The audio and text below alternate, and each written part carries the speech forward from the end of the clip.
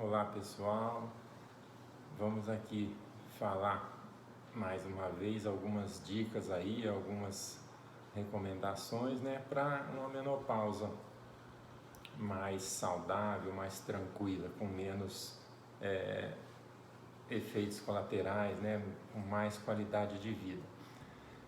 Eu vou me apresentar primeiro para vocês saberem quem está falando, né? Eu sou Edmar José Cassemiro, sou especialista em ginecologia e obstetrícia pela Febrasgo e pela AMB. Febrasgo é a Federação Brasileira das Associações de Ginecologia e Obstetrícia do Brasil, né? A AMB é a Associação Médica Brasileira. Sou professor de ginecologia e obstetrícia da Universidade Federal de Mato Grosso do Sul, no campus de Três Lagoas, e sou vice-presidente da Sogomatsu, que é a Associação de Ginecologia e Obstetrícia de Mato Grosso do Sul também, né? Então, apresentação feita, vamos dar início aí ao nosso bate-papo, às nossas dicas, né? Em primeiro lugar, eu vou falar aí sobre a menopausa, né?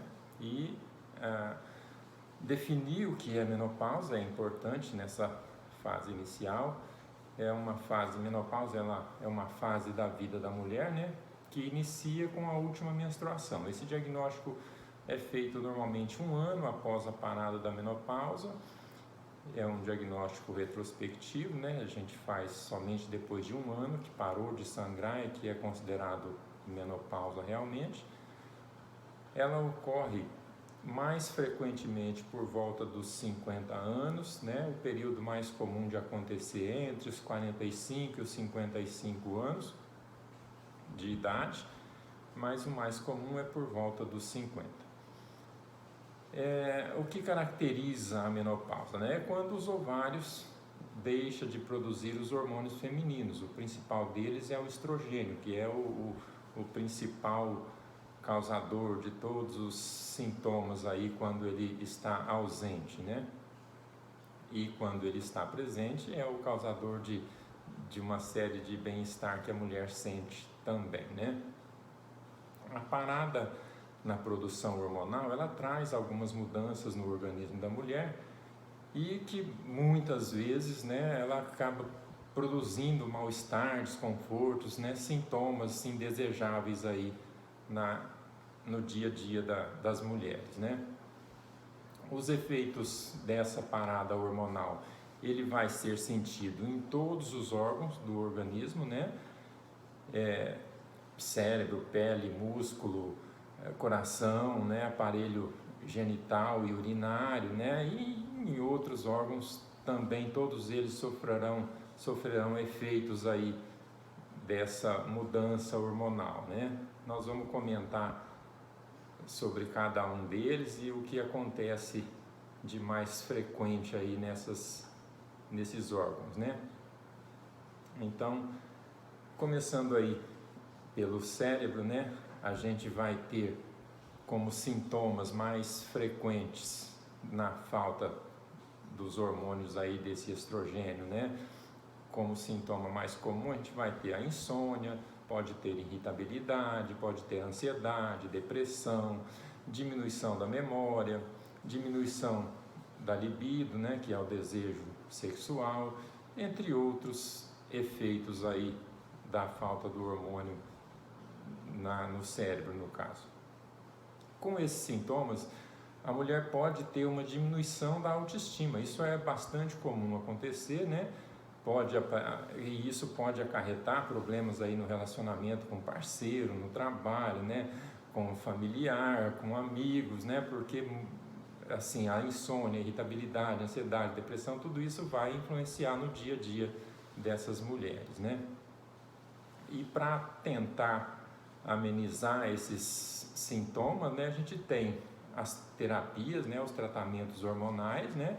E quando tem alguma contraindicação ou quando tem um desejo da paciente de não fazer uso do hormônio, né, a gente tem outras medidas, né, que podem auxiliar na melhora, se não total, pelo menos parcial, desses sintomas, né?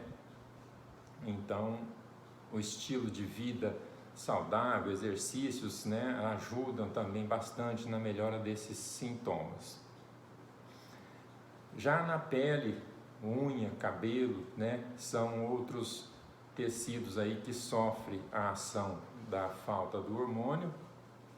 A gente vai ter na pele principalmente uma diminuição da hidratação, né, uma diminuição da elasticidade da pele, uma perda de colágeno, levando ao afinamento da pele e uma maior fragilidade da mesma, né? Então qualquer esbarrãozinho, qualquer traumazinho, qualquer encostão mais forte um pouco, às vezes já provoca lesões na pele, né? Por conta dessas mudanças que ocorrem aí devido à falta dos hormônios. As unhas e os cabelos também vai sentir, né, essa deficiência hormonal, vai se tornar mais frágil, mais quebradiços, né? Tanto a unha quanto o cabelo fica mais raro, né? Mais ralo, e a reposição hormonal costuma melhorar esses sintomas, né?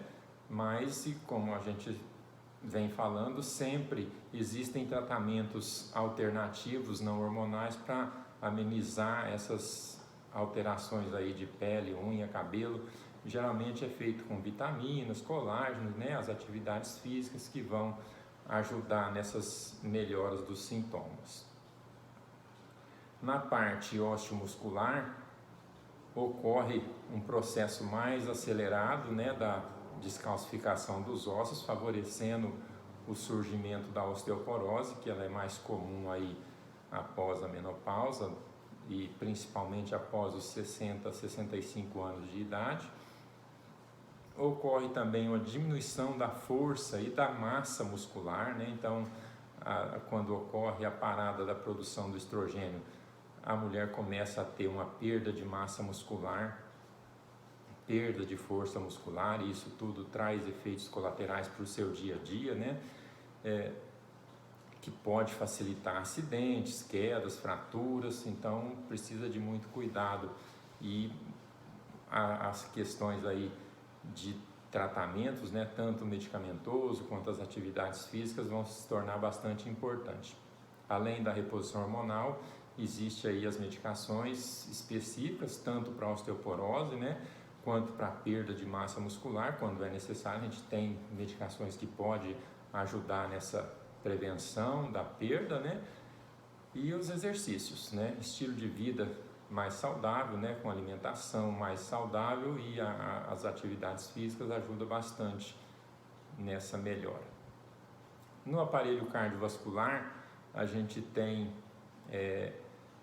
a partir da menopausa, né, uma queda na taxa do hormônio, e aí a mulher passa a ter um aumento importante nos riscos de infarto e nas doenças cardiovasculares. Até a menopausa, o estrogênio promove uma proteção contra essas doenças, né? Então a mulher, até a menopausa, enquanto ela está menstruando, dificilmente ela tem infarto, né? E após a menopausa, ela se iguala nos riscos do infarto em comparação com os homens, né?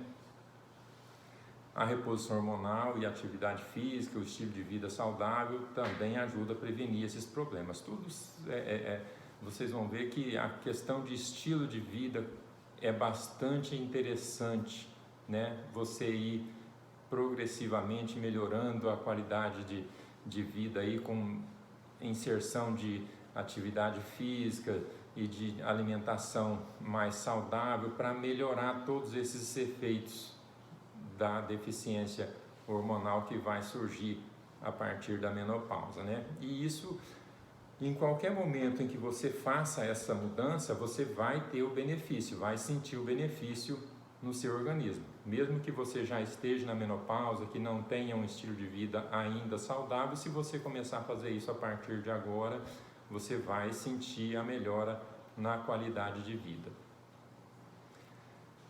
Ocorre também uma alteração no sistema vascular, né?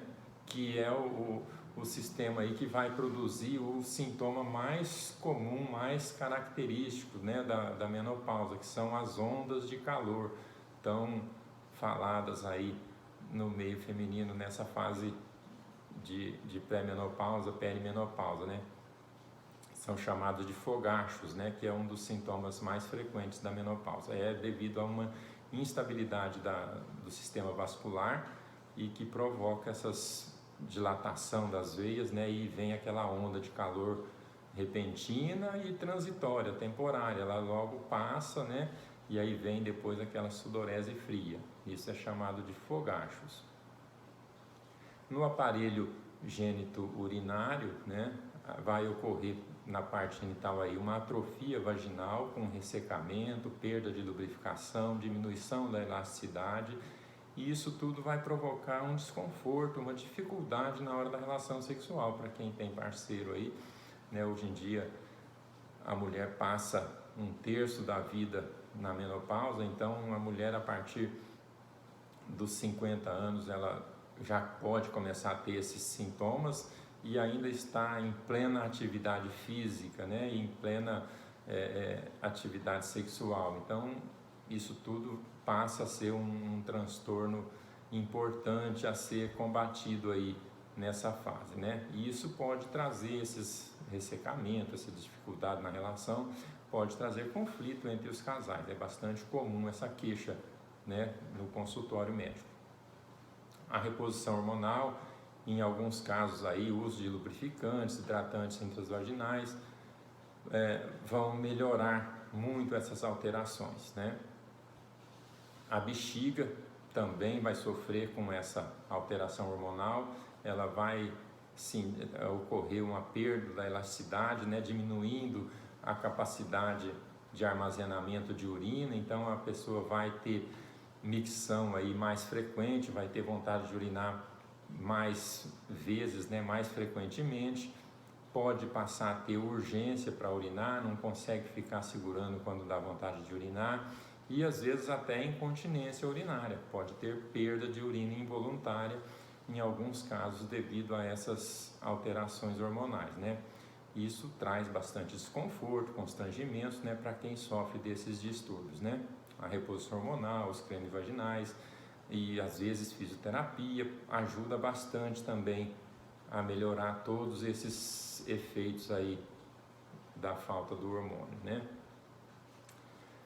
Ocorre também diminuição do metabolismo em geral nessa fase, né, devido à queda na taxa hormonal, com maior propensão ao ganho de peso, né, a partir da menopausa. Isso se dá principalmente pela redução do metabolismo, né, e diminuição de massa muscular. A mulher, quando entra na menopausa, ela tende a ter uma diminuição da massa muscular, que a gente já falou ali anteriormente, né, e aí ocorre uma concentração maior de tecido adiposo, de gordura no organismo, e o tecido muscular ele tem um metabolismo mais acelerado do que o tecido gorduroso, então por isso ela tem essa diminuição da taxa do metabolismo que facilita o ganho de peso nessa fase. Então, para a pessoa manter o mesmo peso que vinha tendo antes da menopausa, ela vai precisar ou melhorar a alimentação ou aumentar a atividade física para poder manter o peso, senão vai começar a ganhar peso aí a partir dessa fase. Todos esses sintomas e desconfortos poderão ser eliminados ou pelo menos amenizados, né, com algumas medidas, né, como a terapia hormonal, quando tem a indicação e a possibilidade e o desejo da paciente, né? Existem medicamentos não hormonais que podem também auxiliar na melhora dos sintomas, né? Eles não são isentos de risco, mas às vezes tem algum efeito colateral menos intenso, né? As fisioterapias, né? Adequação do estilo de vida, questão de atividade física, exercícios físicos também, tudo isso ajuda a melhorar os sintomas da menopausa em geral. Caso você se identifique aí com algum ou alguns desses sintomas, né, deve procurar o seu ginecologista, né, porque ele é a pessoa mais indicada para ajudar a resolver esses problemas, esses sintomas, e aí vocês conversando vão decidir qual é a melhor alternativa para o seu caso. Cada caso é um caso, tem as contraindicações, tem as indicações, tem os desejos de cada um. Então, conversando com o médico, ele vai, em comum acordo com você aí, te dar informações e vocês vão decidir qual a melhor opção ou qual a melhor alternativa para o seu caso, certo? As terapias hormonais, vamos falar agora um pouquinho de cada coisa, né? As terapias hormonais, elas geralmente são bem toleradas, na maioria das vezes pelas mulheres, né? Sabe hoje que são bastante seguras, né? Se realizadas com os critérios e acompanhamento médico adequado, né? Para identificar as contraindicações, identificar algum efeito colateral, identificar algum anomalia que possa ter surgido em decorrência do tratamento, mas isso geralmente nos primeiros 5 anos de uso a segurança dos medicamentos são bastante grande, né? São bem seguros. Depois, a partir daí, esse risco pode aumentar um pouco, mas com o acompanhamento é possível até estender esse tratamento por mais tempo.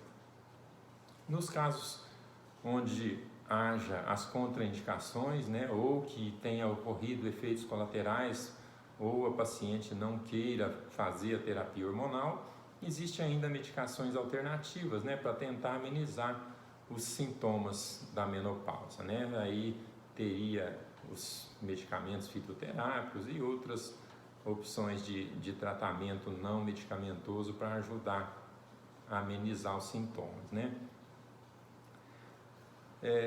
Quando, né, fazer a reposição hormonal, né? Para o início da reposição hormonal existe um período ideal. Então, quando você estiver entrando na menopausa, vai conversar com o seu médico, você tem aí um período de até 5 anos para decidir se você pretende ou não fazer o uso da medicação hormonal. Se você optar por fazer o uso do hormônio já no início, devido à qualidade de vida que não está satisfatória, né? E é uma opção, mas se você eu não quero começar a fazer o tratamento agora, eu quero aguardar um pouco mais, você pode aguardar até 5 anos sem fazer a reposição hormonal e depois ainda tem a possibilidade de iniciar essa reposição com baixo risco. Mas se passa mais que 5 anos, aí a reposição hormonal, os benefícios já se tornam menores do que os riscos, já aparecem riscos, né, que não compensam mais você iniciar a fazer o uso da medicação hormonal. Então, isso tudo vai ser conversado com o seu médico quando você for fazer essa consulta inicial, né? Então, nos primeiros 5 anos após a última menstruação, né, onde os benefícios do tratamento são vantajosos, né? E após os 5 anos, aí o tratamento hormonal, os riscos já superam os benefícios. Então, nesse caso, já não seria mais indicado o tratamento hormonal. Você teria outras opções de tratamento, menos a reposição hormonal, né? Eu já falei, mas vou insistir aqui. O tratamento ele tem boa segurança quando realizado durante um período de até 5 anos, né? Nessa fase, durante 5 anos, você pode usar o hormônio sem grandes riscos adicionais aí para a sua saúde, né? E depois disso, dependendo da qualidade de vida, dependendo dos sintomas, tem pessoas que não conseguem parar o tratamento hormonal a partir, mesmo após os 5 anos de menopausa, elas ainda não se adaptaram a essa mudança hormonal. E aí, tendo em mãos aí os exames e o acompanhamento médico, né, ele vai conversar com você e vocês vão decidir, né, se vale a pena continuar fazendo o tratamento hormonal ou não. Aí ele vai discutir cada caso com cada pessoa para avaliar se vale a pena. Algumas mulheres mantêm esse tratamento por às vezes até 10 anos com acompanhamento médico e sem ter nenhum problema de saúde, mas a partir dos 5 anos de uso esses riscos vão aumentando gradativamente, né? Para o segmento da menopausa e os tratamentos hormonais, são necessários exames complementares de rotina, né? Então, quando você vai consultar, o médico vai conversar com você, decidiu fazer reposição hormonal. Então, tem alguns exames mínimos que precisam ser feitos para avaliar, né, os riscos e os benefícios aí da reposição hormonal. Então, o principal exame deles é a mamografia, porque a gente tem aí que a reposição hormonal pode, a partir de um tempo de uso, aumentar o risco das doenças malignas da mama, né? Então, o Ministério da Saúde do Brasil recomenda a mamografia a cada 2 anos para mulheres dos 50 aos 69 anos de idade. Esse esquema é indicado para rastreio populacional, que a gente fala, né? Para o rastreio da população em geral. Ele não é um esquema brasileiro apenas, é um esquema internacional adotado por diversos países aí no mundo, né? E que é considerado de benefício, né? Risco-benefício satisfatório para essa situação de acompanhamento populacional. Existe também, assim, fora desse esquema de rastreio populacional, né, aí já seria mais para o rastreio individual, para a questão de saúde privada e não saúde pública, né, a recomendação de se realizar a mamografia a partir dos 40 anos de idade, né, e anualmente, ao invés de 50 anos e a cada 2 anos, né. Então, para rastreio populacional, saúde pública, a partir dos 50 anos até os 69, a cada 2 anos. Para a saúde privada, a partir dos 40 anos, né, e anualmente. E esse é o recomendado aí normalmente. Outro exame que é importante estar fazendo acompanhamento é a citologia oncótica, né, conhecida popularmente aí como preventivo ginecológico ou o exame de Papa Nicolau. Também tem essa questão de saúde pública e saúde privada, e a recomendação do Ministério da Saúde é que seja realizado 2 exames anuais consecutivos, né? Então, faz um exame esse ano, faz outro exame o ano que vem, a partir dos 25 anos. Ele é recomendado colher a partir dos 25 anos. Se esses 2 exames deram normais, aí ela passa a ser acompanhada com um exame a cada 3 anos, até os 65 anos de idade, né? A partir daí, já seria dispensado de se realizar o preventivo também. Nas clínicas privadas, né, na saúde privada, a recomendação é um pouco diferente, né, do que essa praticada na saúde pública. Normalmente é recomendado o exame anual. Alguns consideram aí a partir de 3 anos do início da atividade sexual, independente da idade da pessoa, né? E a FEBRASGO, que é a Federação Brasileira de Ginecologia e Obstetrícia do Brasil, recomenda que seja feito até os 70 anos o preventivo, né? Anualmente. Mas na saúde pública, na saúde no rastreamento populacional que eles falam, né, é feito então a partir dos 25 anos, 2 exames anuais seguidos. Se eles estiverem normais, aí passa a fazer o acompanhamento a cada 3 anos. Outro exame que tem algum questionamento também, não é unanimidade, é o ultrassom transvaginal. A maioria dos médicos na saúde privada recomenda fazer ele anualmente, né? Alguns recomendam que seja feito apenas se houver sangramento uterino, porque fora isso não teria indicação de se realizar o ultrassom de rotina. Então, são 2 opções aí também. Outro exame que às vezes a gente lança a mão, né, que é a densitometria óssea. Ela é indicada onde existe fatores de risco, né? Às vezes mais precocemente, mas quando não se tem nenhum fator de risco, né, no uso de medicação que possa facilitar a osteoporose, ou pessoa com índice de massa corporal aí muito baixo, né, muito baixo peso, aí ele pode ser realizado a partir dos 65 anos de idade, né? Exames laboratoriais, né, exames de sangue, para a gente avaliar aí principalmente o diabetes, colesterol, triglicérides, né, parte renal, hepática, tireoide, são exames, uma rotina básica para ver se está tudo em ordem aí com a reposição hormonal, né?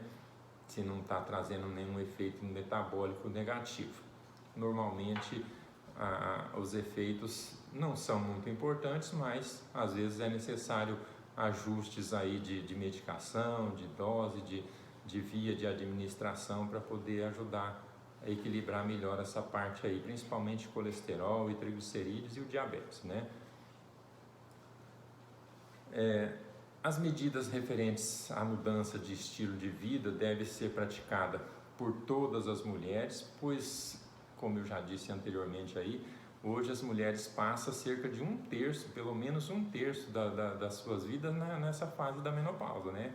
E sem um estilo de vida saudável, certamente irá perder muito na qualidade de vida, né? Porque perde massa muscular, pode aumentar o peso, né? Aumenta o risco da obesidade e aí as complicações vão aumentando em relação a essas alterações aí físicas, né? Então, devemos procurar fazer uma dieta mais saudável, né? Mais natural, menos industrializada, né? Mais equilibrada em relação à questão de carboidrato, gorduras, açúcares, né? Sal, né? O excesso de sal, evitar aí o excesso de gordura, açúcar, álcool, alimentos industrializados, que eu acabei de falar aí, né?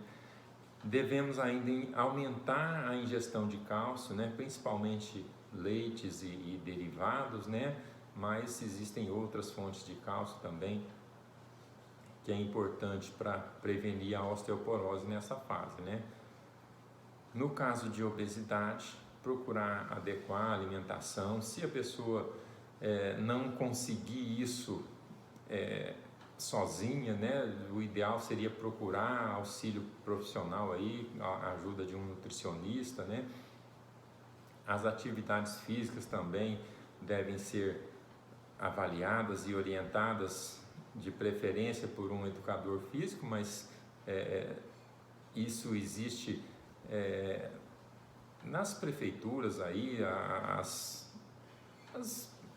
programas de incentivo, né, à atividade física, que geralmente tem os professores aqui na minha cidade mesmo, tem